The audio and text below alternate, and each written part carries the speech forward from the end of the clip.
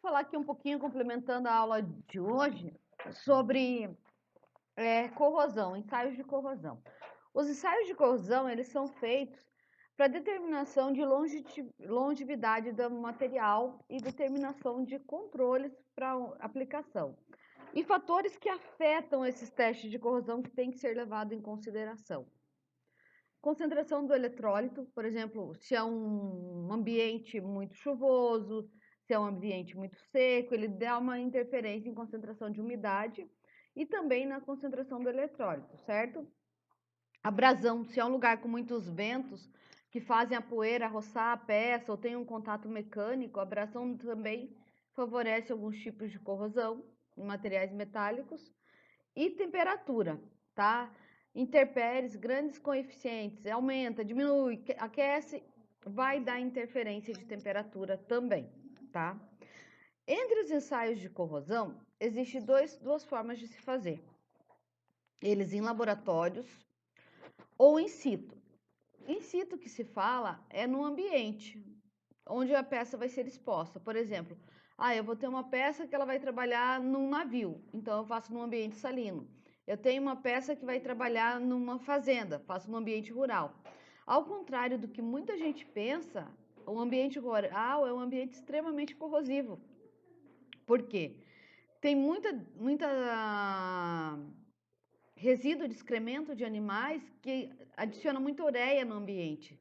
Então é um resíduo, sim, é um lugar bem complicado para peças metálicas, tá? Esse in situ também muitas vezes é chamado de teste de campo. Também existem alguns testes de controle em metais, principalmente metais de estrutura, que é feito na própria estrutura através de eletrodos, tá? Mas, enfim, para que servem os testes de controle de corrosão? Eles servem para monitorar e para especificar o material, tá? Monitorar o quê? É ver quanto tempo esse material está resistindo aonde ele está exposto. E controle é saber qual é o tempo que eu vou ter que repor esse material também. Entre esses testes, você pode ter testes destrutivos, no qual você perde a amostra, então você não pode fazer, por exemplo, eu não vou pegar um pedaço de uma barramento, de uma viga, que é de sustentação, cortar um pedaço para teste eletroquímico. Então, esse teste é feito antes de que você coloque a viga e ela dá um tempo de vida útil. Mas existe teste, por exemplo, em batelada, quando você faz banhos galvânicos, por exemplo, sai 1000 peças. A norma que rege o padrão da empresa, de ISO 5S, seja lá que normativa de qualidade eles usam, estipula que eles peguem 5 peças de um lote de 1000, 10, depende do que está estipulado em controle de qualidade. Mas essas peças aí vão para teste, testes destrutivos, tá? E os testes não destrutivos, eles são feitos a partir de sondas, ultrassons, raio-x, sondas parasitas, e daí tem os analíticos e os métodos de engenharia. Os métodos de engenharia são muitas vezes testes que são combinados entre testes físicos e químicos ao mesmo tempo, tá? Falando um pouquinho sobre o teste de salt spray, também ele entra num dos testes destrutivos, porque a peça que é exposta ao salt spray, ela tem um índice de corrosão muito grande e é uma peça inviável para se fazer novamente. Então, realmente, é peças de refúgio, tá?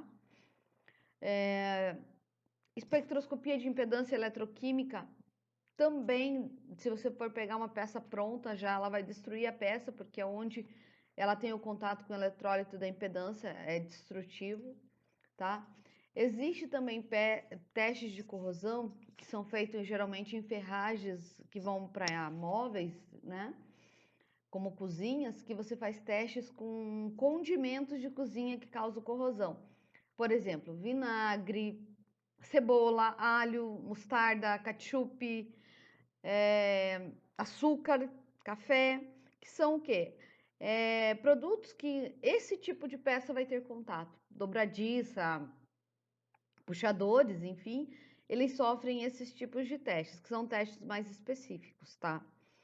Também, quando se fala em tinta sobre metal, tem vários testes que é feito na tinta. de impacto para ver se ela não vai lascar, se ela tem boa eletroquímica, né? Ligação eletrostática e eletroquímica com o metal base. Também tem esses testes de impacto, de abrasão, de risco, tá? E ambos são testes destrutivos nesse caso. Então, assim, para corrosão, muitas vezes você tem como aplicar um teste que não seja destrutivo, mas os testes de maiores eficácias, eles infelizmente são destrutivos, precisa se fazer com amostras, tá? Então, eu só queria dar esse complementozinho sobre testes de corrosão, que eu achei que ficaria bacana também, né? E segue aí com outro vídeo e fique com Deus. Tchau, tchau.